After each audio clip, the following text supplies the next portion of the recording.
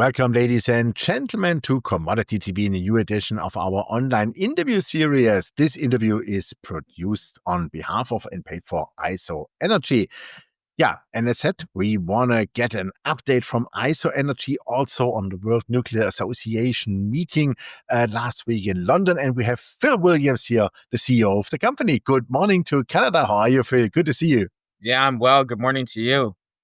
Thank you very much. And things are looking bright, and I think the future is shining bright as uranium is doing. So WNA, World Nuclear Association, last week in London, you have been there. Can you give us some hopefully positive insights?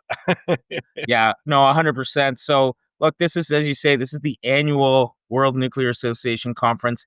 It is really the kickstart to the fall for the space. Everybody in the industry comes out of the summer and gets together in London. And I can tell you that the feeling at the conference this year was completely different than last year. So last year, you might not remember this, but I remember sitting at the conference and watching the equity markets go, lower and lower every day, and it was a very, very poor feeling at that time. This year, completely different, obviously, for a whole bunch of reasons. So much has happened in the last year supporting growth on the nuclear side, and more excitement and interest coming back, of course, to uranium equities.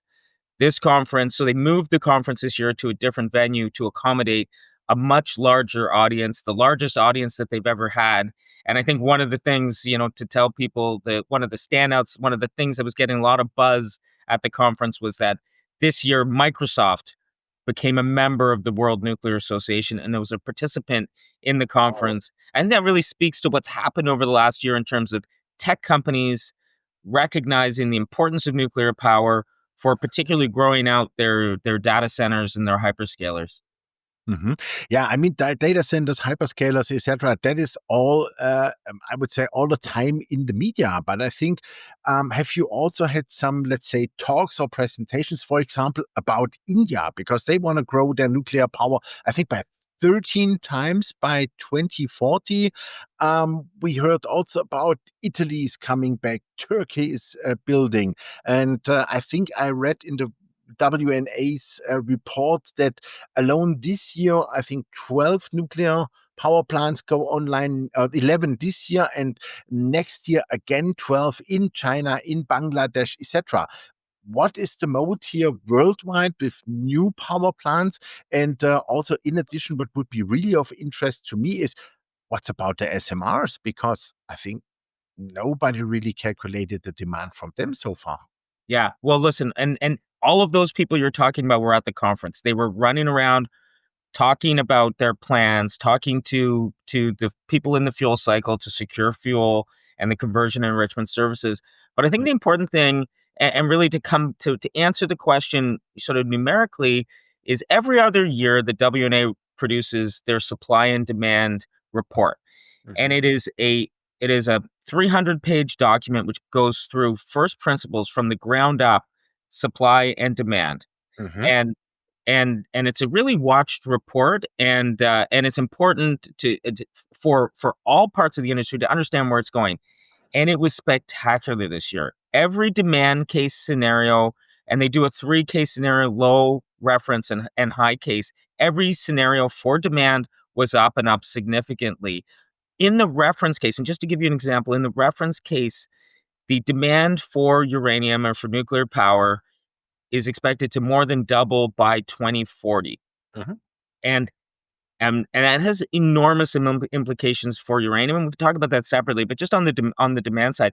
But those numbers don't even include some of the more aggressive forecasts around SMRs, for example. They're only starting to build those in. This report takes 2 years to build to write, and there's working group sessions to get together basically starting in October. So they release it in September. They'll start next month on the next one.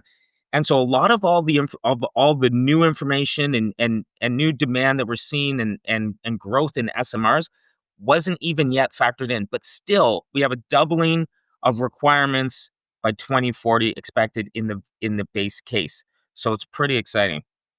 Oh, that sounds like a crazy thing to me. Before we come to your company, I mean, those are, yeah, this is material I do even not see from where it should come. First thing, because No, no, and let me just answer that quickly because this is exactly the point, Jochen. So when they say that the demand for uranium is going to grow in the reference case to 389 million pounds per annum by 2040 versus 174 million pounds this year. So tremendous amount of increased supply, uranium supply required by 2040. When they build up where that supply is coming from, over half of that supply is in a category called unspecified supply. ah, so So it's that's exactly what you just said. That's what you just called it. You said, I don't even know where it's coming from. Well, neither does the WNA. It's unspecified. So those are mines that need to be found and yeah. permitted and built. And that's half of that demand in 2040. It's staggering and it creates a huge opportunity for companies. And I really believe that ISO is purposely built for what we're about to see over the next 15 years into 2040. Absolutely. I mean, that's one of the reasons why I'm a long-term shareholder, because I see your company as one of the next real suppliers in that market, also longer term with the hurricane, etc. But before we come to that, I have one question. What is going on with contracting? Because to my information is that we are still missing something like, I think, 80 or 90 million pounds for this year for replacement alone. So why is the contracting not really starting to move when those facts are all on the table? I mean, if I'm a utility and I'm running, I don't know, 5 nuclear power plants, then I really want to secure my fuel. Yeah, look, you're entirely right, and this is one of the questions that's overhung the space for a while, and really I do believe that the WNA is the event that kickstarts additional contracting. Like we will see a pickup in contracting between now and the end of the year. And those conversations were happening. So when I was talking to my counterparties, other uranium companies, what kind of meetings did you have at this conference? And they were like, they were basically split 50% with investors. And I can tell you that there were more investors at this conference this year than I've ever seen. And I've been going for over 10 years, and Mhm, the other half of their conversations were utilities. Utilities, in some cases, begging for contracts to be signed.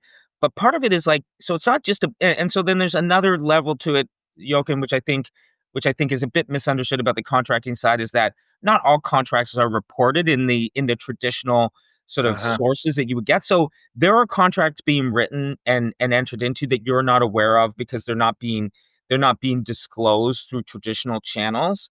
But then the uh-huh, other part, which I think is the more, for me, is the more important part is who are you writing these contracts with?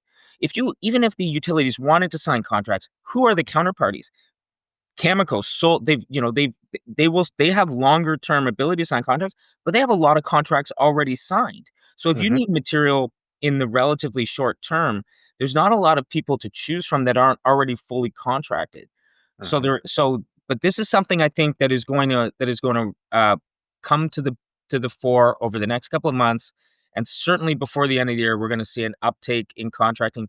You could tell the mood at the conference. Utilities, I saw this is just a comment that we saw, you know, a utility asking the suppliers to go easy on them in terms of pricing for new contracts. Can you imagine? Can you That's imagine? In funny. all of That's those really years funny. where it's been a buyer's market Yeah, and the producers have been the ones taking, um, you know, cut. taking contract terms that are less favorable for themselves. I Yeah. think now is the time where certainly, it's the shoe is on the other foot, and I think that producers should get everything that they can in this market. Absolutely. I mean, I've done a technical analysis on uranium price, and I'm already at $160 per pound. And I see that within the next probably 24, 30 months latest, maybe faster. I mean, it wouldn't surprise me. And remember, when we peaked in 2007 at $136, like, I don't know what the inflation adjusted number would be, but I don't even know that your price would take out the old highs, right? And that's, that's the kind of thing that you expect to see in this kind of bull market where the supply and demand imbalance is so pronounced and getting more concerning, every year that we move forward. Absolutely. Yeah, if you take inflation adjusted from 2007, you would be around, depending what inflation rate you take, but you would be between 200 and $220 per pound already. Right. So your number doesn't even get us back to the old highs. So I think it's obviously I'm, very I'm, steep. I'm conservative. Okay, let's talk about your fantastic company. As I said, I'm a shareholder of your company, and I mean that really long term. You guys have a lot of great projects, but I want to start at your latest initiative with PurePoint Uranium together. You have a joint venture there, and you have a discovery there, the Nova discovery, and reported great results. So, what's going on there? What are the next plans here? Because Yeah, look, that's and feel like it could be the next mine. yes, for sure. And we'll get into that. I just think that it's important when you talk about exploration in the context of what we just talked about in terms of where supply of uranium needs to get to by 2040, Mhm. exploration is more critical than ever. So when we think about the construct of our business and the portfolio approach that we've taken, what we're trying to do is give investors exposure to uranium prices and the uranium market in the near, medium, and long term. And longer term refers to exploration. And within our portfolio, we have untapped exploration potential that we haven't been focusing on. We've been focusing on hurricane, hurricane, hurricane, and advancing our past producing mines in the US. Now is the time to look at exploration. And this deal that we did with PurePoint, we did that with this in mind, right? So we have these projects in the basin that we've held on for a long time in the best parts of the basin, the eastern basin, shallow, right near infrastructure. The deal that we did with PurePoint, just to remind everybody, we took some PurePoint properties that were adjacent to our properties, took our properties, put them into a 50-50 joint venture, and put them in the hands of PurePoint to operate. PurePoint went out and in the very first drill program, so we agreed to a $5 million drill program on the joint venture properties, funded $2.5 million by each party. PurePoint went out in the very first drill program and hit an extraordinary result, an unexpected result, quite frankly, in the very first drill program, up to 5.4% U3O8 in that Q48 zone. That's That's the one. so That's a Nova discovery, right? Tremendous. And now it really just speaks to the potential within. I mean, has obviously now tremendous potential on the basis of owning 50% of it. We own 50% of it. We have all these other exploration properties. We need to get back to the business of exploring and doing it in creative ways like we've done with PurePoint.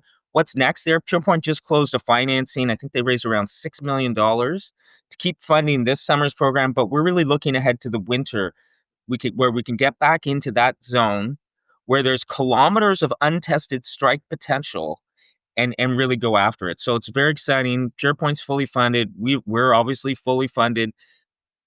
There's still results to come from this summer's program at the property. But as much as seeing those results, we've released the accounts relating to those drill results, but it's where do we go from here? Untap that potential. The guys will take all that information back and come up with I'm sure, a very exciting, very aggressive drill program for the winter. Okay, super. How do you see, let's say, the bigger picture for this Dorado joint venture? What is your, let's say, your game plan for Dorado? I mean, look, the game plan is to fund aggressive exploration on the property, Mhm. follow the geology, put the best mines that we have, and that's the great thing about this joint venture. It really is a collaboration of the technical teams between both groups. So you've got the PurePoint guys who've been in the basin for 15, 20 years, really know what they're doing. And then we've got our team who, of course, have tremendous experience drilling out, finding and exploring a bona fide, top tier asset in Hurricane. So it's really about take all of those brains and that expertise and bring it to bear on that project Mhm. and yeah, hopefully make a tremendous discovery, because if you make a discovery where they are, it will be a mine because you're in the heart of the infrastructure it's the same story about hurricane, really. Let's go find another hurricane. Yeah, exactly. That would be also my next question. So let's put it that way. Dorado is the thing for the next decade. Yes. Yeah, as we know, it takes quite long. But hurricane is for me something where I would say the next 3 to 5 years something must happen, because you have Cameco and Orano joint venture direct neighborhood. Yeah, and the trend does not stop because it's just the border of the property, right? So I could imagine something might happen here, and I think this is one or the highest grade project in the world, right? Yeah. Listen, in the indicated category at 34.5% grade for 48.6 million pounds, Hmm. that is the highest published 43101 resource in the world. It's the highest grade resource in the world.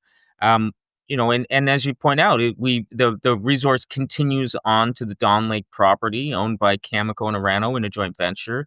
What we don't know is exactly what they have on the other side yet. Of course, we're waiting anxiously to find out. We can see they're drilling.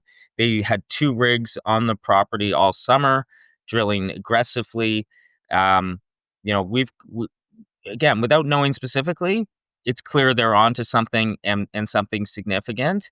So our view is, let's see what the future holds in terms of putting these things together. Because Hmm. when you think about what the requirements are going forward in terms of uranium, and you think about what the production profiles of the 2 joint venture partners on the other side of, like, mines are depleting assets, right? So when you think about, for example, Cigar Lake, which they're both party to, Cigar Lake is a tremendous mine, 18 plus million pounds produced per annum, but it has a functional limit to the life of the mine. And they published a report that says by 2035 that mine will be exhausted. So what comes next, in that part of the world where, we would say very confidently that we think Hurricane is one of the next mines that will fill the gap, in supply in the eastern side of the basin that comes when Cigar Lake Hmm. runs out. And so we think we have a very strong seat at the table for however Hurricane and Dawn Lake are developed. Yeah, I mean, why wouldn't you do a three-way joint venture? I mean, to say, yeah, let's put Hurricane together with the already Cameco Orano joint venture. Let's make the mine big enough. Let's say not only 5 or 10 million pounds, maybe larger. And you have the two largest, or two of the largest producers in the world. And IsoEnergy could be the partner and have fun while producing.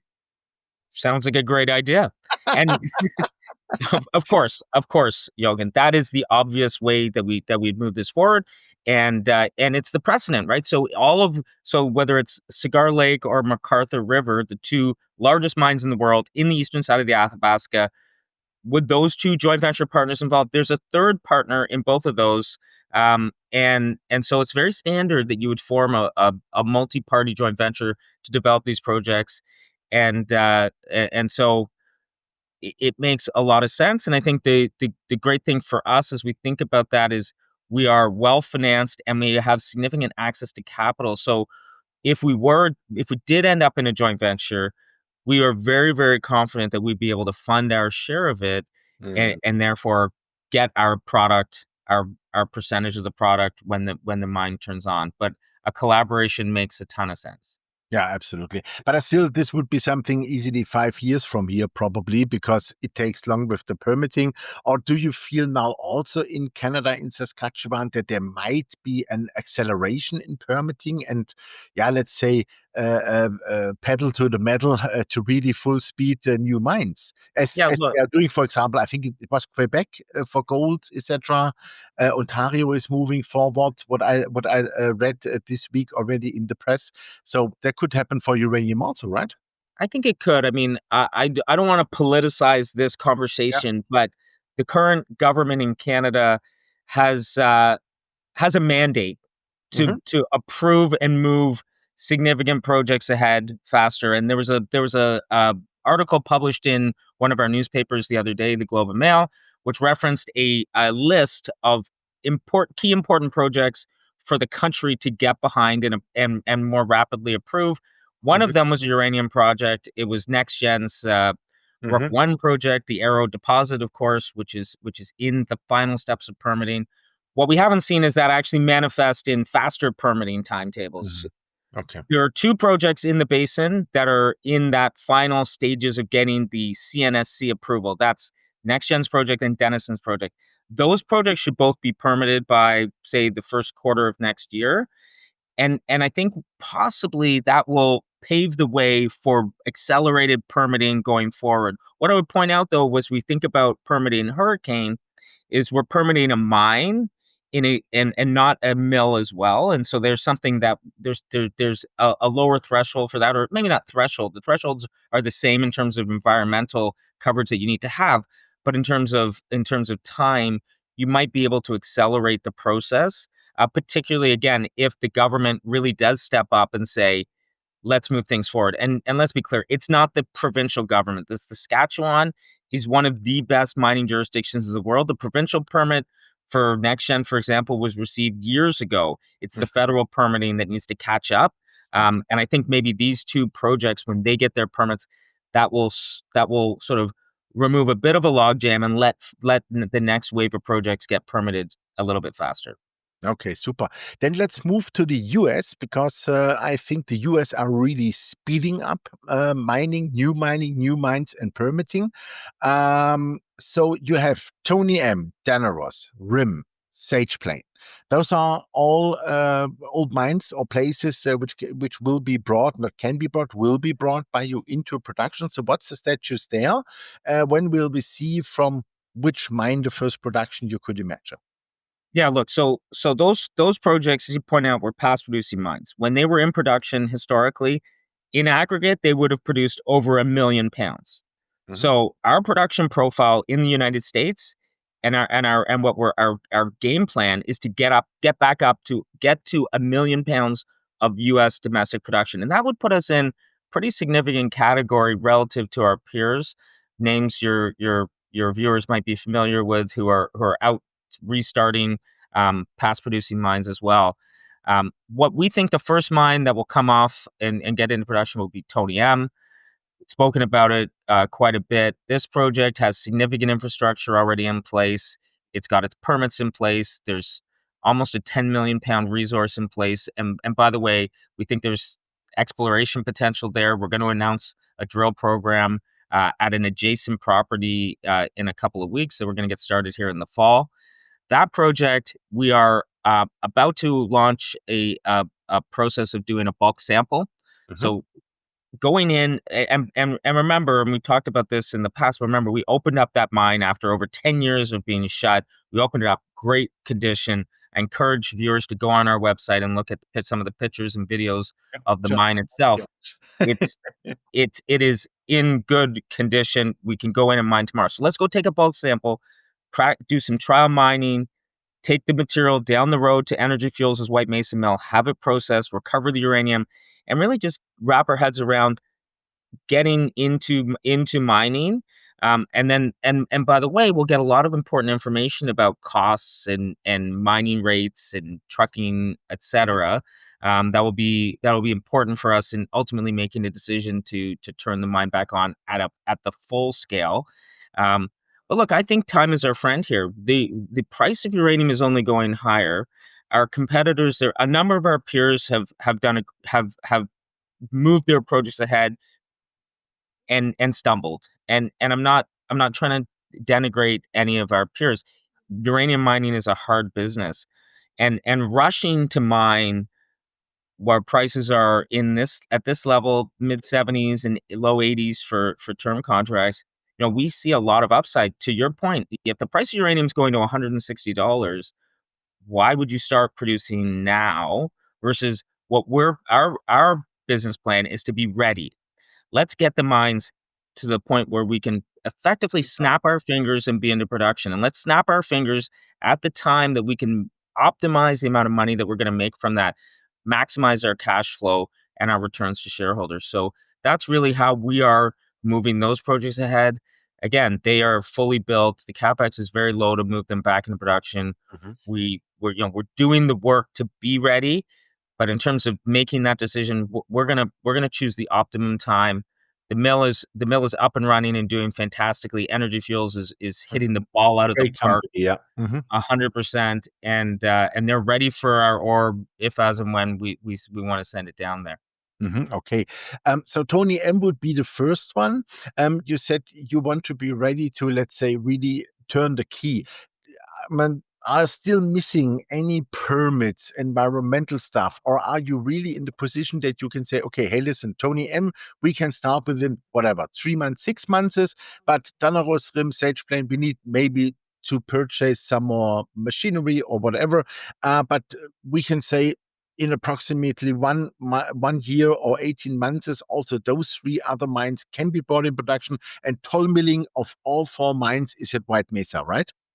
Correct. So you make a great point, and I will tell you that the permits are in place that we need. That's important. When you move from care and maintenance to operations, you need to activate the permits Mhm. and tell, of course, tell the regulators that that's what you're going to do. Mhm. So we will, and but in any event, what we'll do is we are going to sequence the mines. We're not going to try to mine three mines from the starting point all at the same time. We're Mhm. gonna do Tony M, then we'll probably go do Daenerys, and then Rim. That will be the sequence. Um, and so the question is, how long will it take? I think you're exactly right. 18 months. So if we start at Tony M, 6 months later, 6 to 9 months later, do Daenerys, and 6 to 9 months after that, we could do Rim, Mhm. and possibly faster. I mean, this will be really about how where markets go. Quite Mhm. frankly, if the price skyrockets, we'll accelerate our timetables. But what we want to do is we just want to balance doing it right, doing it well, not making any mistakes, not having some of the challenges that our peers have had in terms of ramping up, trying to ramp up, and it just not going according to plan. And that is universal. Again, I'm not trying to pin it on any one company, but you can go around the world and restart after restart is struggling to meet their guidance, and it's just really a hard business. So we're going to take lessons from those projects and really do ours in a measured way. And so really doing one first and then the second and then the third is the right route for us, we believe. Yeah, I think it's always good as we have the uranium prices. I think even in the contracting, we are about $82, which I think is way too low. I think also probably that was a topic last week in London, that the deficit in the market will not only occur for the next 2 years, I think it will occur for the next 20 years probably. With that rising demand scenario you showed us and told us.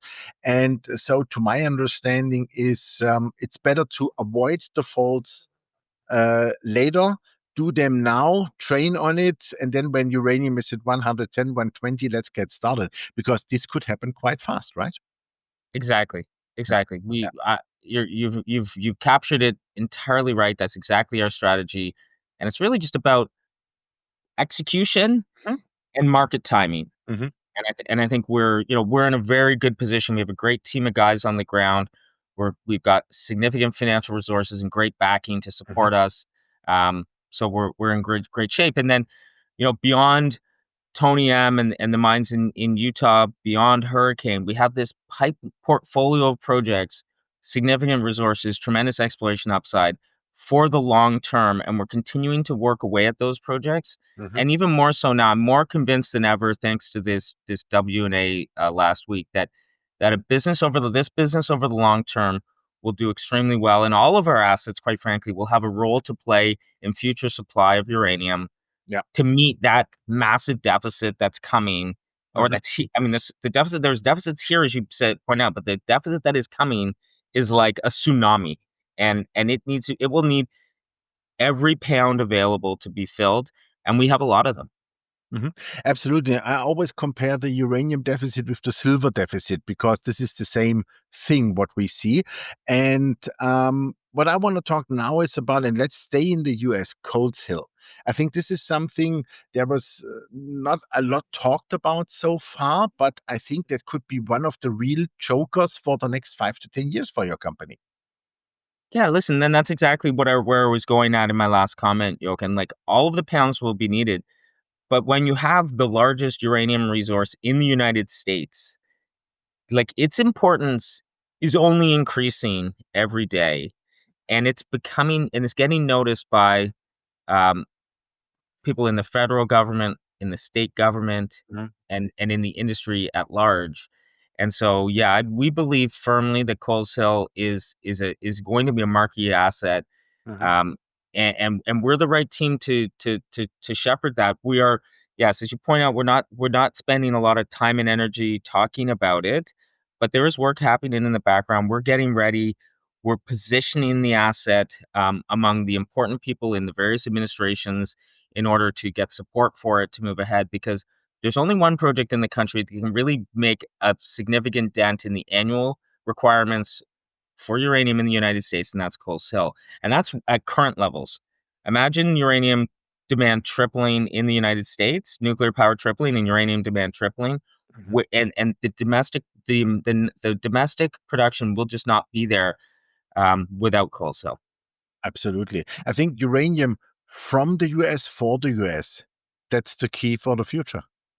No Yeah, tariff. we agree with that 100%, and that's the message we're getting back from the governments, again, at all levels and the different, departments. They recognize the same thing, and if they wanna, you know, become energy dominant, energy independent, nuclear is a big part of that, you need the fuel. So we're very excited to have Coles Hill, of course, in our Yeah, pipeline. absolutely. Last question, maybe also something from WNA meeting. Why are those buyers so quiet in securing the fuel? This is something I honestly absolutely don't understand, even if I talk to industry experts. And let's say I have also some contacts within the uranium sector. Yeah. And nobody gets it. What do you think is the reason for that? Look, I mean, I just think uncertainty.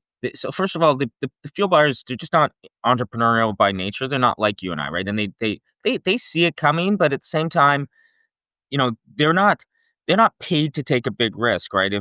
And because in the past the price has been a lot lower, they're being told there's tons of uranium around, it will always be there. If you just think about it in your job, if you bought, because you trade stocks, right? So if you told your clients buy this stock here, and it goes and so buy uranium today, but uranium goes down, there's only downside for you. If you they buy it in the future when they need it at the last minute, they can pay the prevailing market price, and they're not going to lose their job. So I think there's a bit of that.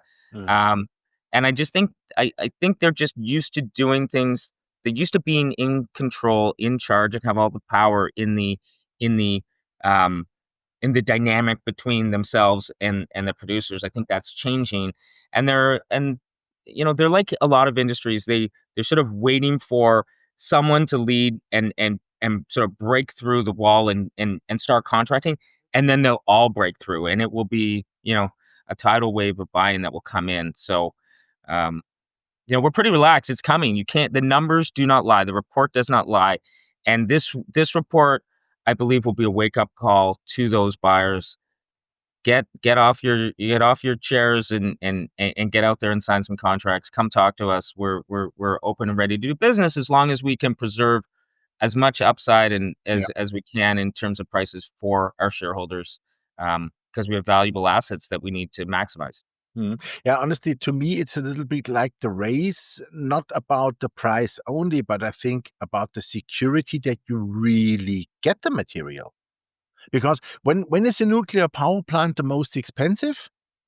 It's not the building and the security. It's when you cannot produce power because you have no fuel. Yeah, no, 100%. And the other thing, you mentioned small modular reactors, and maybe just leave you with one tidbit.